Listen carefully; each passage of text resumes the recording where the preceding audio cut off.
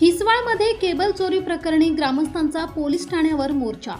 निष्पक्ष तपासाची जोरदार मागणी। सामाजिक सौहार्द बिघडवण्याचा प्रयत्न होत असल्याचा आरोप। खऱ्या आरोपींवर कठोर कारवाईची मागणी। मालेगाव तालुक्यातील हिसवाळ शिवारातील कान्होळी धरण परिसरातून शेती व गुरांसाठी टाकण्यात आलेली सुमारे 90,500 रुपये किमतीची तांब्याची विजेची केबल चोरीला गेल्याची घटना घडली आहे।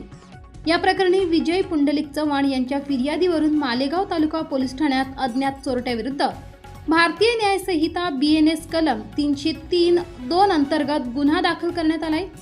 या घटनेच्या पार्श्वभूमीवर आज हिसवाळ गावातील मोठ्या संख्येने ग्रामस्थांनी थेट मालेगाव तालुका पोलीस ठाणे गाठले।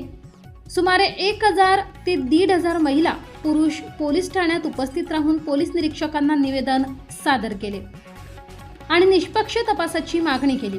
ग्रामस्थांनी निवेदनात म्हटले आहे की हिसवाळ गावात अनेक वर्षापासून सर्व समाज गुण्यागोविंदाने राहत असून गावातील सामाजिक सलोखा कायम राहावा, मात्र काही असामाजिक घटक या घटनेचा गैरफायदा घेऊन समाजात तेढ निर्माण करण्याचा प्रयत्न करत असल्याचा आरोप त्यांनी केला।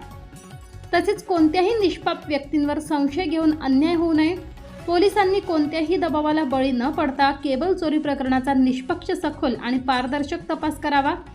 तसेच खऱ्या आरोपींचा तातडीने शोध घेऊन त्यांच्यावर कठोर कायदेशीर कारवाई करावी, अशी ठाम मागणी ग्रामस्थांनी केली आहे।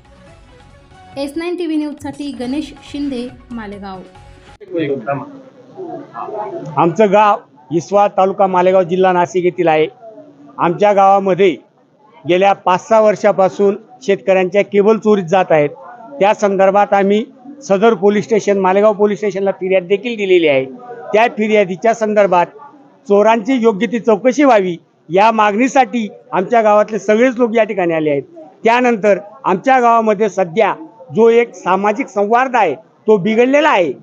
एक विशिष्ट समाजाचे लोक आमच्या गावामध्ये दादागिरी करत आहेत, त्याच्यावर काहीतरी मार्ग निघावा ही मागणी करण्यासाठी आज आम्ही मालेगाव तालुका पोलीस स्टेशनला आमच्या गावातल्या सगळ्या महिला भगिनींसह आलेलो आहोत।